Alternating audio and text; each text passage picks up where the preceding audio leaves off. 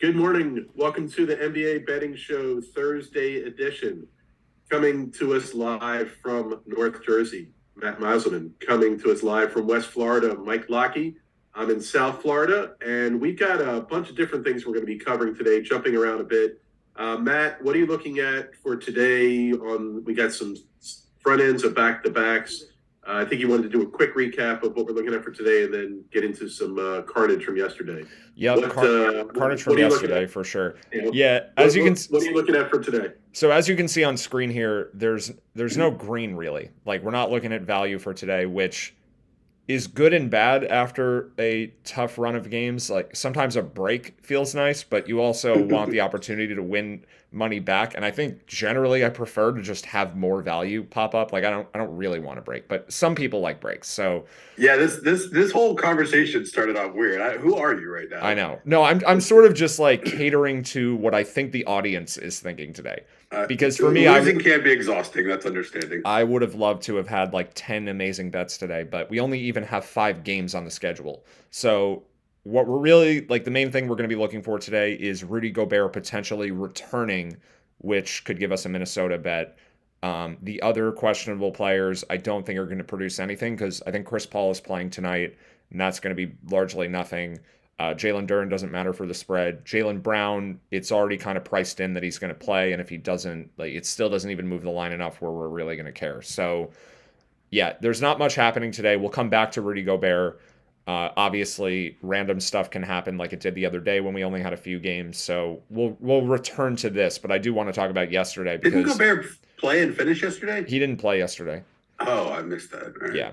Gobert hasn't finished a game in a while now because he missed a game, came back, got hurt during the game, didn't play the end of the game. Then he missed another game. He's actually projected out right now, and I do think Yeah, that's more likely. I thought he played last night. That was my fault. I mixed that up. Well, So I was confused why he was projected out if he played last night, but obviously, well, that's fair. You'll be reminded of it when we talk about our losing bet for that game because, yeah, we had Denver there, and they barely won even though Gobert was out. I also had Denver there, yes, and Yeah. is what it is. And Jokic just continues the crazy run. So I think we should start with Utah, which is the one game that went really, really well. Yep. And because everything else was not good at Yeah, all. we finished 1-3 yesterday. We Yep. didn't get as much on this one as I liked because that marketing news came really early, and I wasn't able to react. And then all that the Kawhi news came shortly after. Right. So the way I played it was I had bet a half unit the night before because George got ruled out.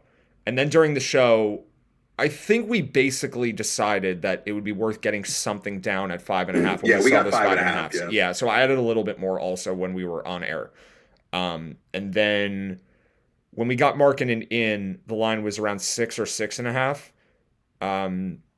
No, that was when Kawhi got rolled out. So when Markkinen got upgraded to available, it was still 5.5 or 6. So I added more than 2.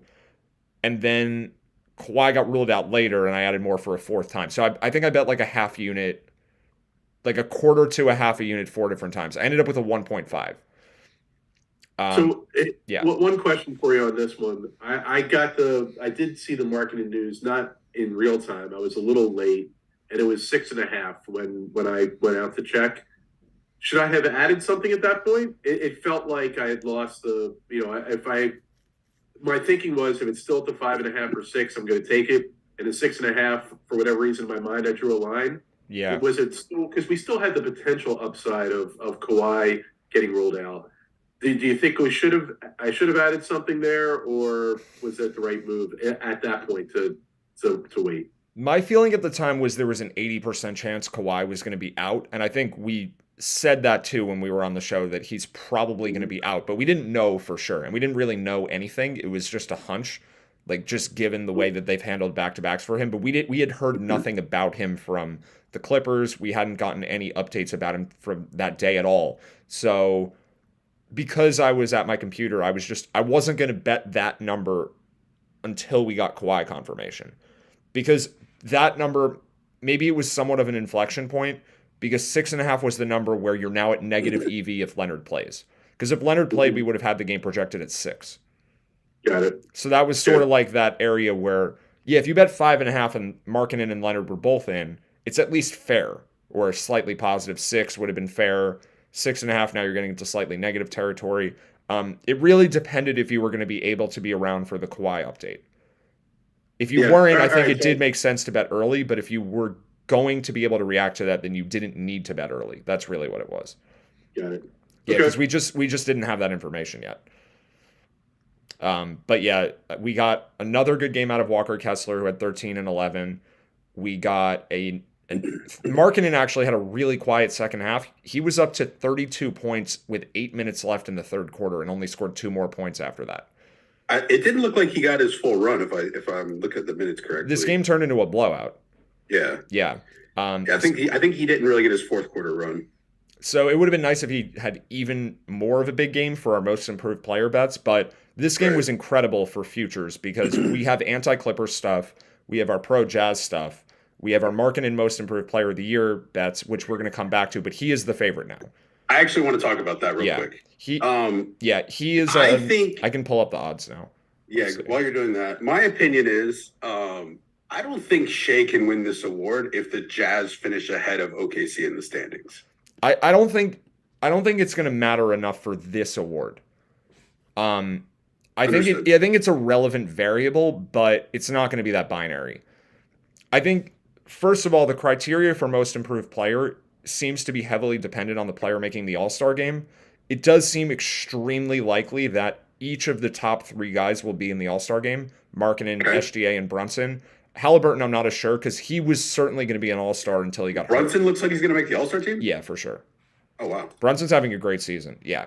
And Halliburton would have been an All-Star if he didn't get hurt, and now I'm not sure. I don't know. Like, he may make it but not play. He may be healthy by then. If they miss the All-Star game and come back, can they win this award? Yeah, but I think it's a variable. Right. I think it is one of the higher variables is a guy making the All-Star game for the first time. Gotcha. So that would be Markkanen and SGA. So, yeah, I don't think team record and a team making the playoffs is part of it, but I think more of what this is Markkanen has just been a lot better in the last month than he was prior to that. Like, he was playing well in the beginning of the year, but his usage is way up and his counting stats are way up. So why this line has moved really is SGA has cooled off a little and Markkanen has actually accelerated, just statistically. Yep. And Brunson has gotten himself into this race. He was like 200-1 like a month ago because his counting stats have gone up also. Because Tom Thibodeau just won't take him out of the game. Yeah, that helps. But the main reason that I like Markkanen on top of what we just said, like the sneaky variable, which I think I've brought up a couple times, is that SGA can get shut down at the end of the year if the Thunder are not in the play-in race anymore. But that also is looking less likely. Like, the Thunder may actually make the play-in tournament. So yeah, they keep winning games. So yeah, it's going to be tough for them not to at least be in the play-in, at least from what the current trend is. We just got an update, by the way. Jaylen Brown's probably going to play tonight. I think we kind of already knew that. That doesn't change. Like, we have the line projected Celtics -7. The current line is 6. It's going to be a no bet either way. But yeah, Brown's going to be in tonight. All right, and the Jazz win last night was number 26. Is that right? No, not yet. But I think it was number 24, which means that 24, right? Yeah, I should have been.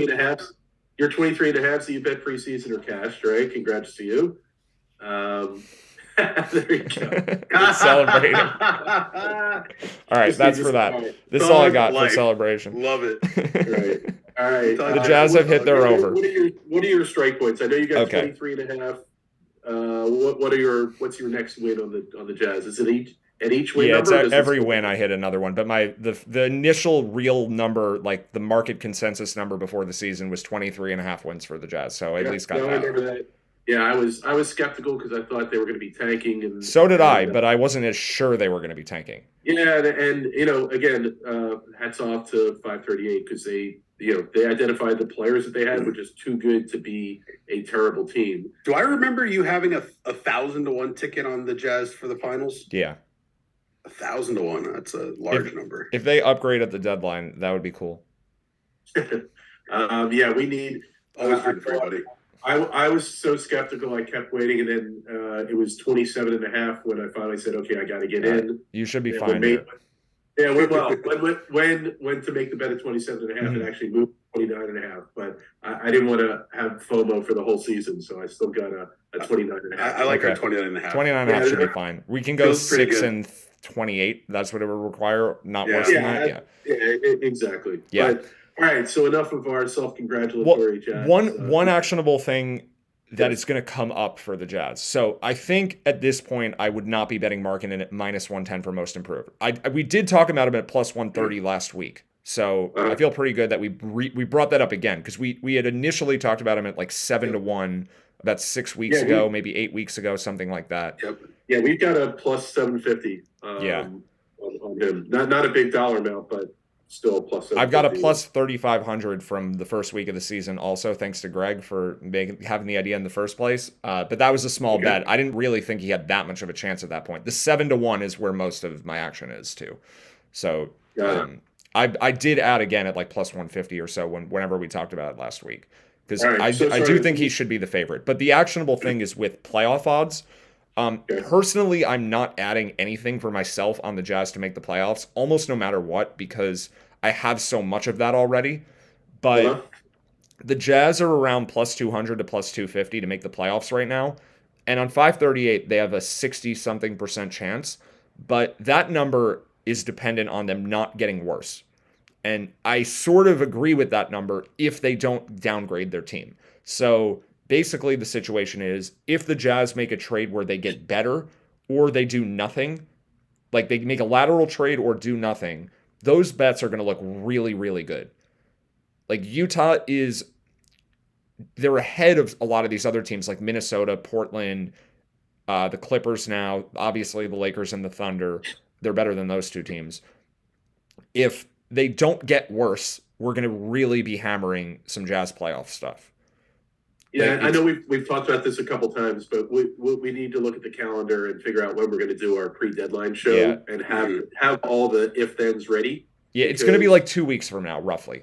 Yeah, February 9th. I think February 9th, is the deadline's in 3 weeks, but we're going to really start making it a topic every day in about 2 weeks, I think.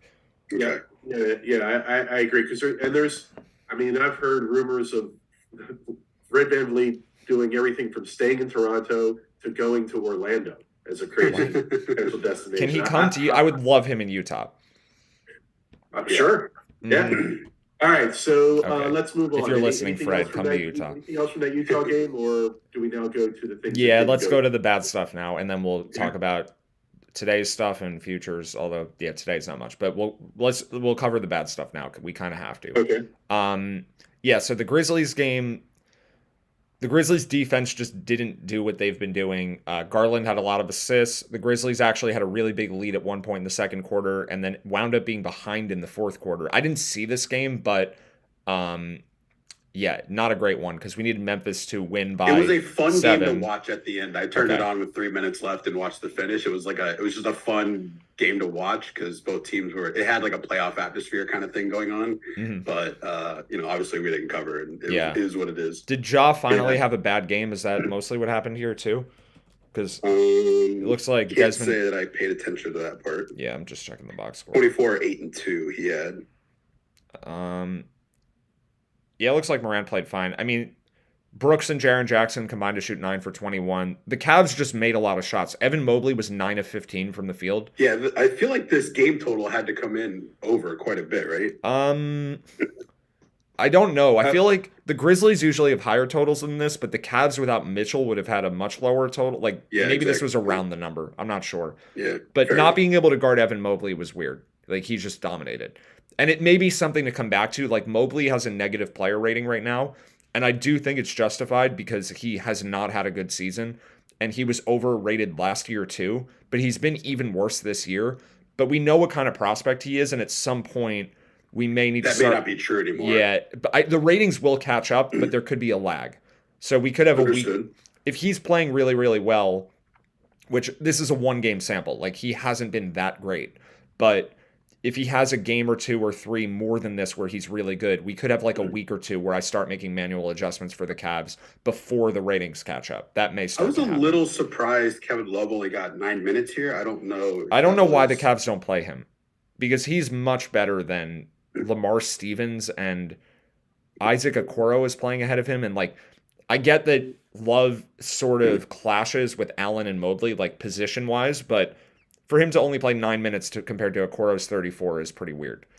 Yeah, well, and all 9 of those came in the first half. So okay, maybe he's not healthy then. Like that could be what's going on. Yeah, I was looking for news and didn't see anything. He did have a really bad game, and they might have just been like, "You don't have it tonight," because he went 1 for 5 from 3 and was a -11 in his 9 minutes. Yeah, which is, well, as somebody who had his over 15.5 PRA in a underdog parlay, was wondering why he hadn't played. And then he got halfway there. Yeah, this game overall was just not ideal. Yeah, exactly. It kind of just looks like they ran a really tight rotation, right? Yeah, like, even Rubio played less than he played the prior night, even with Mitchell out. I think probably what happens is the comeback. Sometimes the team will just ride the hot hand, and if a team is part of a big comeback, they'll just leave that unit on the floor. Yeah. And in this case, it just was the starters. The big run for the Cavs was late in the first half, and they were probably like, "These are the 5 guys playing well. Let's just stick with them." Yeah, I'm with you. And then again, just to be transparent here. We did, mostly at my urging, had a recommendation on Garland under assists, under 8.5, which he barely beat with 14 assists yesterday. Yeah. So I still like the analysis we did leading up to that, but obviously that was not a winner. So yeah, I'm still reserving some skepticism for these. I still bet a quarter of a unit though. Like I didn't go that. I went pretty light, but I still bet it. So yeah, I mean, I thought the logic was sound. It's not our wheelhouse, so I'm not going this as is much. a much lower confidence level than what we have on sides, for example. This is more in the totals category where we recognize our model's not perfect. We don't have a ton of experience, but we do believe there's an overall process that's probably plus EV, and we're just refining it some more, in my opinion. Yep. Okay. All right. Next game. Which one do you want to go to? All right. So Denver's going to be quick. The Laker game is going to be a bit more of an explanation. But Denver, we got our Gobert news. If you were able to bet it at the time, it was like 8.5. I actually found some 8s even after, because we said Denver was going to be good at 8 if Gobert was out. And by the time we got that information, it was already up to 8.5 or 9 at most books. Bet River's still at 8 though. So I was able to get it at 8. I got a little 8.5, a little at 9. The problem with this game was Jokic was in major foul trouble the whole time. He only played 19 minutes in the first 3 quarters, and somehow, I mean, when do we start having the conversation that Jokic is as good as LeBron and Michael Jordan? When do we have that? Are we there now? No, I can't. Soon, I can't bring myself right? there yet. He did play. He got to 31 minutes because he played the whole fourth, but. Jokic last night went 31, 11, and 13 on 12 of 20 shooting, was a plus 21, and that was like his 4th best game this month. I'm with you. I love Jokic. There's probably nobody I like watching more than Jokic. It is way. There's not enough ways in one sentence. I understand the GOAT argument has to involve championships to some degree, so maybe it's more getting to it. Getting to it. I would put him in the argument already, though, for greatest regular season player. How many Western Conference Finals? Already put him there. Yeah, none. I would already put him though in contention for best regular season player in NBA history. I'd already put him in the conversation. Okay. We don't have to talk too much. I just had 3 aneurysms, but he's gonna win He's now the favorite to win his 3rd straight MVP in an era which may be the best basketball era that we've ever had. Or it's one of them, right? Yeah, no. In terms of top end talent, I agree. I think this is the bet, and all my old head friends are going to be screaming at me on this one about the '90s and all. There is more top end talent in the league than there ever has been. So I'm with you on that. Let me ask this question before, because we do have time. Like, let me ask one more question related to this. How many when we look back, let's say 20 years from now, how many of the 20 greatest players of all time are currently in the league? I think it's at least 20 years from now. Yeah, when we look back on the careers of all the current players, how many of the top 20 are currently playing? I think it's at least 5. All right. Well, Durant, LeBron. I think it's going to be quite a bit more too. Yeah, Durant, LeBron are no-brainers. Curry is a no-brainer. Curry's also a no-brainer. I think Jokic and Luka are going to be no-brainers. I think it's it's going to be close. And we haven't mentioned Giannis yet either. Yeah. I think it's at least 6, and then like does Here's Kawhi my- Leonard get there? Though maybe not. That could be it. Those could be the only 6. I hope at some point, or like to me, the easy in the GOAT discussion or greatest of all, the top players of all time. I almost want there to be a dividing line, whether it's the ABA NBA merger, whether it's like to evaluate guys like Russell and Will. Those Again, are the Sure. two guys I wanted to bring up. Well, They're I so can't separate compare. from everything. Yeah, the era is so different. So you can't really have a top 20 list without those guys. But like at some point, I don't know, like the fact that players like Kuzi and Sharman get mentioned in the greatest of all time, and yes, they were great in their era. But it's just I don't know, it's just so different. Yeah, To era me, the relative line- stats are really hard. I know 538 did like a whole breakdown of this a couple years ago, and they had John Stockton as like tied with Chris Paul for like the most win shares for point guards ever, and it's just really weird to compare those. Like it's just such Yeah. different basketball. So maybe it's Yeah, kind of a yeah. silly thing to even talk about. I actually That's think why, the like, what I'm saying discussion to would be by position. I think that Sure. if you want to have like it's funny because Jordan's a guard and LeBron's a forward, but And we still Jokic kind of plays merge every them position. together. They all play every I was position. gonna say, though. what do you have? Jokic plays as much point guard on this team as anybody else does. So Yeah, he's not a like guard. Like LeBron no matter what truly, you tell though, me, he's not a guard. you could No, I know classify he's not a guard, LeBron but he's- anywhere 1 through 4 though. Like legitimately, LeBron is point guard through power forward. Like there's no correct answer for him. yeah, the positional side. I just feel like if there was a way to draw a line somewhere where, like, if we want to talk about the greatest of all time in the modern era, in the post-merger era, in the Kareem and later Sure. era, something like that, then you don't. It's not because I don't want to. I never want to exclude guys like Russell and Will, but I Sure. also want to. I really do want to just talk about more of the Where does modern- like Bird and Magic fall in this conversation? they're top 5, top 10 without like having to think any further. Yeah. And that'll be 50 years from now, I think. Maybe. It depends how many amazing players there are. So should we just use this should we just not do too much of this and just segue to talking about LeBron, or do we want to go Let's get further back with to the this? stuff that people tune into. They're probably what are these guys? Let's talk about the bets. I'm trying to avoid talking about LeBron from What did we last night. barely mention Jordan? We literally just skipped over him and like barely mentioned him at all. He was okay. I just assumed, like for me, he's one. He's 1 or 2, no matter what. Yeah. Like there's no need to discuss Jordan. 'cause I he's already agree. top. I agree. He's okay. Yeah, I agree. No, I agree. Yeah, last night LeBron was just, I mean, he had a really good stat line, but this game was kind of a nightmare. Did you guys get Lakers bets? Because the news No. throughout the day was really confusing. This was my biggest. I really missed this one by like half a second. This was my biggest bet yesterday. Thankfully. Yeah, this was a 2-unit loss for me. So when we were on the show, the Lakers were plus 4.5, and I was kind of on the fence if we should recommend waiting for LeBron confirmation because he was questionable. We didn't know if he was going to play or not. Yeah, and Sabonis was nowhere to be heard from at the time. Yeah, we had no idea about that. So at the time, I was like, maybe you should bet some now, but maybe just wait. And then after we got off the air, I saw a lot of the market just drop to like 3.5 and 3, which one of the things that's hard is it's been specific to LeBron, actually. I think we were talking about this in Discord off air.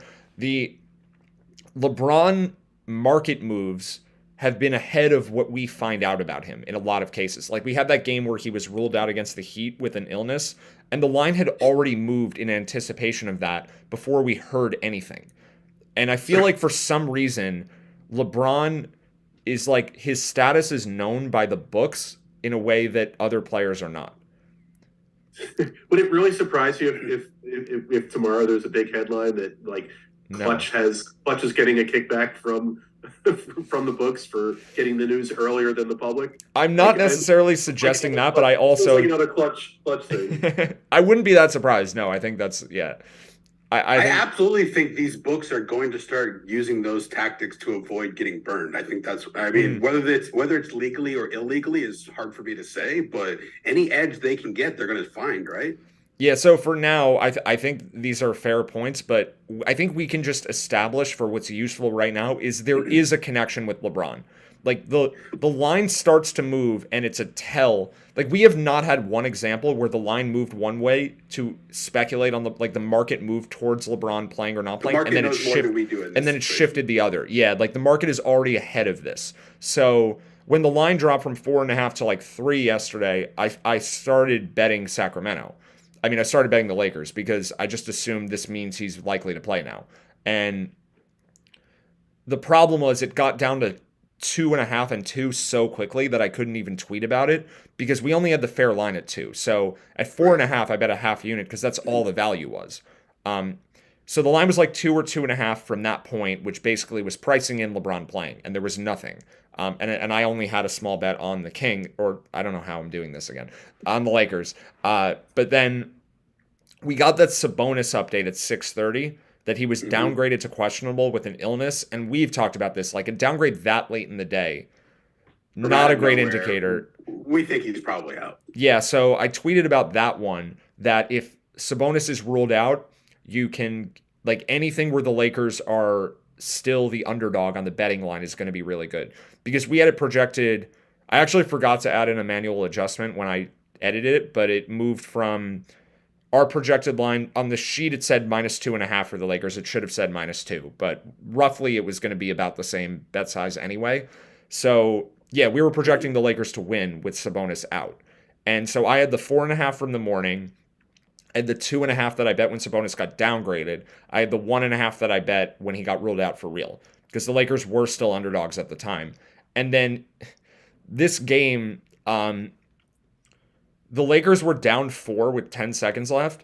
And if they miss, that's probably the end of the game, right? They just cover the 4.5. They're probably not going to foul. Kendrick Nunn makes a 3 to cut it to 112, 111. And then the Kings throw the ball to half court to Rashawn Holmes, and Max Christie fouls him, and they reviewed it for a clear path foul. He makes both free throws.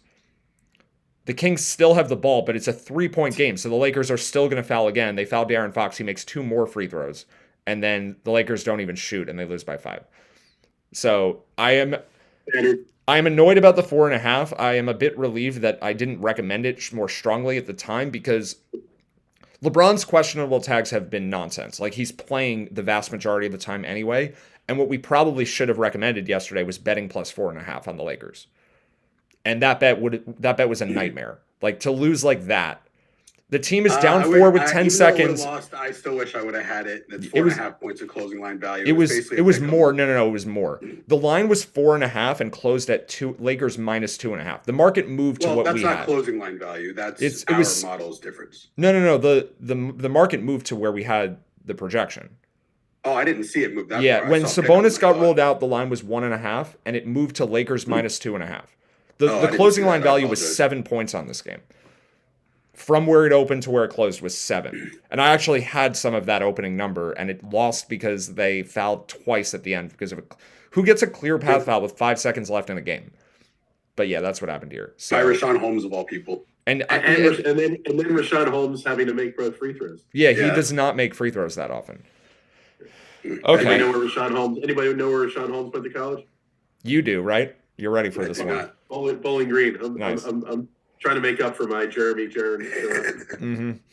By the way, for those watching yesterday, when I was wrong when I said Notre Dame for Jeremy Grant, it was after the show that it was determined. I wasn't completely crazy because Jeremy's brother Jerani Grant did go to Notre Dame. So anyway, back to more relevant stuff. Okay. That game, the Lakers game did not end as we wanted, obviously. Any other games with action yesterday that we haven't talked about? I don't think so. So I do want to look at the Pacific Division again following the events of yesterday. And I think we actually have to take a look at 2 new teams because the Kings right now on 538 are projected with the best record in this division. But everyone's projection is separated by like a game. So the Kings are not a plus EV bet at plus 200, but I think it's not that far off. And if you've bet all 4 other teams like I have, I think hedging is appropriate here. Okay. I think you maybe can wait for tonight because the Warriors and Suns both play. But that was a pretty big win. It was a pretty big win for the Kings last night, and the odds haven't really moved yet. Are the Kings buyers or sellers at the deadline? I think they're neutral. Do they have anything worth buying and selling? I don't think they're going to be able to move much around. I don't think they have assets. They're certainly not selling. I mean, they're north of the play-in right now. They may be able to make a minor upgrade, but this roster is not going to change much. Like they don't have. Yeah, they're not going to trade. They're not going to trade Keegan Murray at the death. Like they have assets, but they're invested in winning, but not to enough of a degree where they're going to trade like young potential stars for like Mike Conley. Like they're not going to do that. Yeah, they're not trading for Mike Conley or Fred VanVleet and giving up Keegan Murray at the deadline. Like maybe they can trade a draft pick and get like Otto Porter's injured, but someone like that, like a bench veteran. But I think that's all they're going to be doing. I don't think the team's going to change by much. Yeah, I've heard Harrison Barnes is the piece that they potentially could move. I just don't know. I'm not sure what their draft capital is. Okay. But again, when we start talking about trade deadline stuff, we'll have all that info handy because that's really the key is whether they have a pick that they could put along with Barnes. I'm just not sure what they're getting. But anyway, all right. So you're recommending if you've made bets on the other teams, you're recommending the Kings plus 200, or you're waiting tonight for other outcomes? Yeah, I think if the Warriors and Suns both lose tonight, I'm personally going to take the Kings because I'm okay to lose 4 units on this division if it happens because I don't want to make negative EV bets just to hedge that amount. Like I can survive that amount, but some people may have more than that at stake. And then also if the Suns and Warriors both keep losing, it just may turn into a plus EV bet. Like I think plus 200 for the Kings is a little bit too I think the fair line is in the low 200s somewhere.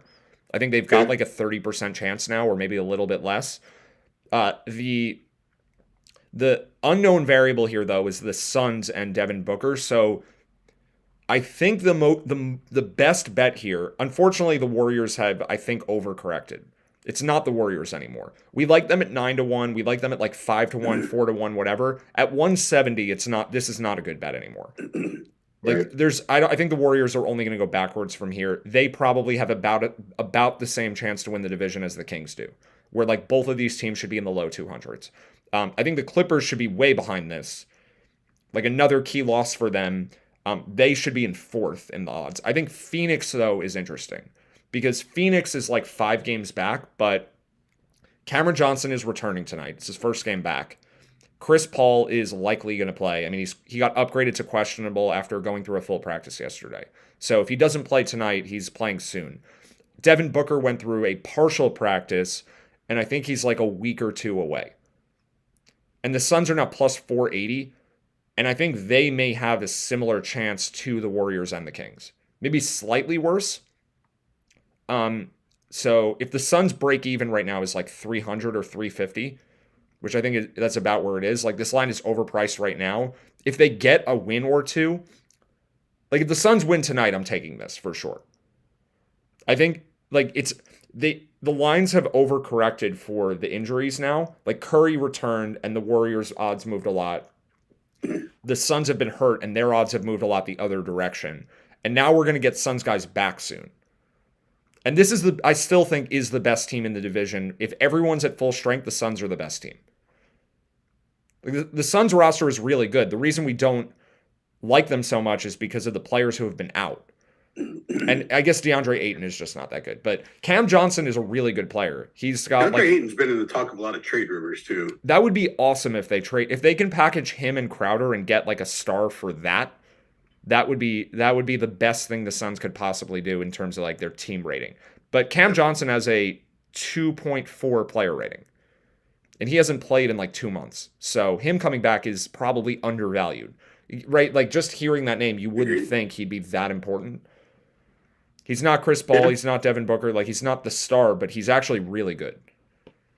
Yeah, I just this isn't breaking news here, but I'm concerned about just what's Chris Paul going to be like in another, at his age now, in a playoff, having to win so many playoff series where they're not even going to be a top seed.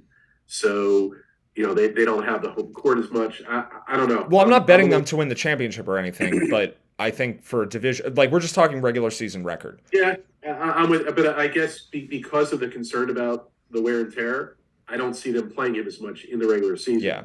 Like they'd probably give him more rest games. So I'm a little more skeptical on the Suns for This is They're more this about division. Booker though, because Booker's player rating is 4.6. Paul is only a 2.8.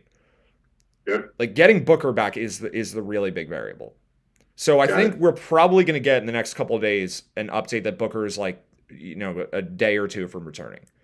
And then the market's going to move. So I just want to beat that basically. But I don't want to beat it if the Suns keep losing every game. They've lost, I want to say they're like 6-17 in their last 20. It's something crazy like that. Okay. They've lost most of their last 25 games. But I agree with you. Like, Paul's fragility is a concern. And they may give Booker more rest games this year because they're worried about re-aggravating the groin injury. So there's some fragility here for sure. But, like, the Suns are fourth in betting odds. And I think all these teams they're, like, right around each other in terms of, like, where they should end up. The Kings are not the best team in the division. They're in first right now. But they've benefited because every other team has been hurt. Like, that's what's worked for them this year. The best strategy the Kings have had this year is not getting injured. Where they're playing this very old division where there's Steph Curry and there's Paul George and Kawhi Leonard and there's Anthony Davis and LeBron and there's Chris Paul and all the other teams around them have had so many injuries and the Kings had Sabonis miss that one game. Yeah, that was the big thing. We thought we had the Kings injury, right? But the fractured thumb apparently has zero impact on Sabonis, or he's figured out a way to play through the pain or whatever. But all right, anything else division wise?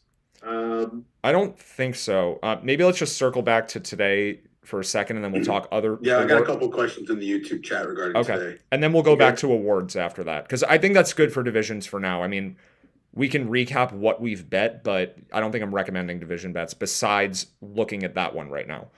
All right, I'll just throw one question out for potential future.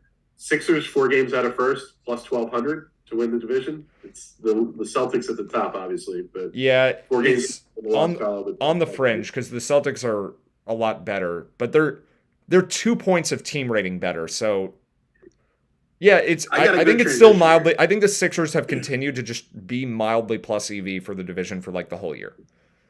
Got it. Okay. I think if you've got some already, don't add. But if you don't have the Sixers, I think betting a little bit on Philly. I mean, I did it because I had Boston from before the year. So as a hedge, it made too much sense. But yeah, Philly looks okay. I think they're probably around 10%. Okay. I really want to ask about today's Philly line. Okay. Is that what the YouTube questions are directed at too? Like the stuff for today or not this one? Okay. Okay. We'll just do a brief recap of these games now.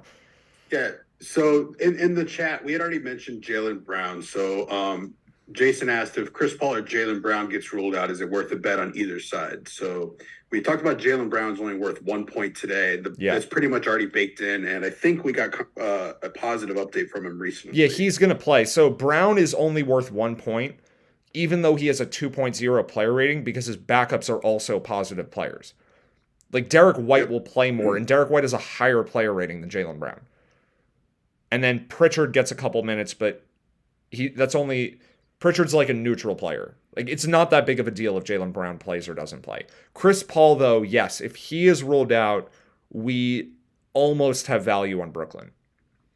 Like we'd be projecting it at 3, and it's -1. So yeah, it's like a half unit bet on the Nets if Paul is actually out. But I think he's much more likely to play tonight. All right. Talk to me about this Philly-Portland line. Okay. I just can't come up with a reality where Philly they didn't play yesterday as far as I know. Mm-hmm. They're coming into Portland, and they're only 2-point favorite. It just seems – it's one of those, like, just seems wrong, but, like, obviously I believe it. But what do you – like, what is the rest situation like, or what is the home court advantage here? I'm just a little confused. Okay. So this is, like, the raw data on the travel and everything. Portland's team rating is 4 points worse than Philly. They're getting 2 points of home court advantage, so we're projecting it about 2. Because that Portland team rating may look a little high, but Gary Payton is back. Right. Portland, like the difference between playing Shaedon Sharpe off the bench a bunch of minutes and playing, who are the Gary other guys? Payton. Keon Johnson or whoever else, like these guys with -4, -5 player ratings. Gary Payton's back and Nasir Little is back, and he also is not great. Nasir Little has a player rating of -1, but he's quite a lot better than Trendon Watford, who is a -4.3. So the Blazers look like a much better team than they did about a week or two ago because they do have a really good starting lineup. They just have a horrific bench, and now the bench is getting reinforcements. And when Justice Winslow comes back, he has a -1.4 player rating, but some of those minutes are going to come at the expense of Sharp. They're going to come from Eubanks. They're going to come from, I think, Watford, and maybe Jabari Walker is playing a little bit. None of those guys are in the rotation anymore. So when the Blazers solidify their bench, they're actually a pretty good team. So that's what's going on here. Like Payton is changing the team rating by like 2.5 points. Or the combination of Payton and Little is a 2.5 point bump to the team. So I guess if you're thinking Philly should be favored by 5, that would have been true 2 weeks ago. That's really where we're at with that game. Yeah. Sometimes it's worth just breaking down the, why the teams are rated where they are. The other thing that stands out to me on the current screen you have up is Detroit's getting a 1.5 travel adjustment, but I'm pretty sure that game's in France. So I don't know how that works. I don't either. I think, I don't actually know why that's like that. It could just be because remember, travel is also, it's travel plus rest. It's both they're incorporated into that number. So Okay. The Bulls' recent schedule is probably more taxing for whatever reason. Yeah, that number also like They've had at least 2 days off each. Yeah, I don't know why that's like that. Yeah, they I can do both some played on digging the there. 15th. I can do some digging there after we get off the show because I'm not really sure. Yeah, I think that's something worth looking at. Yeah. There's not that many foreign games on the schedule, and I would imagine I'm just struggling to see Detroit having a positive rest or travel in the situation where they both played a game on the 15th, which was Sunday, and they both have had 3 days off. Right. Well, I guess it's not a big deal either way because if we remove that, we still don't have a bet on this game. Fair. So I can look into it, but yeah, it's not going to matter in terms of what we bet on. But that is weird for sure. Okay, I think that's everything for today. For the Wolves, we're basically, if Gobert is in, we like them. Because Gobert is going to add 3 points back, and then we'll have the projected line at like 1.6. So I have no idea where Gobert is, like what his health is, if he's even, it's a home game, so he's with the team, but we need to see Gobert go through shoot around. We need a positive indicator before betting this. He's projected out right now. He's barely played in the last week. So I think most likely he's out, but if he does play, we have a bet. And that's going to be really our only bet for today, unless something new happens. But I think that one's pretty simple, right? Like there's nothing else to really look at for him. So we were talking about the Warriors and the Nets are on back-to-backs. Oh yeah, let's definitely do that. And I think both teams are incentivized to play a top lineup if they can tonight based on the matchups. Tomorrow's matchups, the Warriors are going to be visiting Cleveland and the Nets are going to be at Utah. Which is great for Utah because we definitely have potential for the Nets to sit some guys. Yep. Yeah, and I think both of these games tonight are on ESPN or on TNT. I'm pretty sure the Warriors are playing on TNT and the Nets are playing on TNT. So really, most of what that does is it reduces the chance that anyone rests today. No one's resting today for national TV. Yeah, that is correct. That is the TNT doubleheader tonight. Yeah. So right now, I'm going to say unless the Warriors get blown out tonight, Curry's out tomorrow. Because he just played a back-to-back. He's going to play another one. I know he's capable of it, but yeah, this is a tough one because in Boston, they're likely going to lose, and teams are more likely to rest their guys off a win. So if the Warriors win a close game tonight, Curry's definitely out tomorrow. Like, I think 100%. Overtime. 100 is 98%. If it goes to overtime, he's probably... These are the situations where it's more than 95. I'll leave it at that because I don't want to say I don't want to commit to 100% on anything. It'll be more than 95% he's out tomorrow if tonight's game goes to overtime or if the Warriors win by like less than 5 in regulation, where he plays full minutes and they win. I think he's almost certainly going to be out tomorrow if those happen. If they lose a close game, he may just want to play tomorrow to like get a win back. But if they get blown out, that's the scenario where like if Curry only plays 24 minutes tonight because the Celtics are up by so much, I think he'll be closer to probable for tomorrow.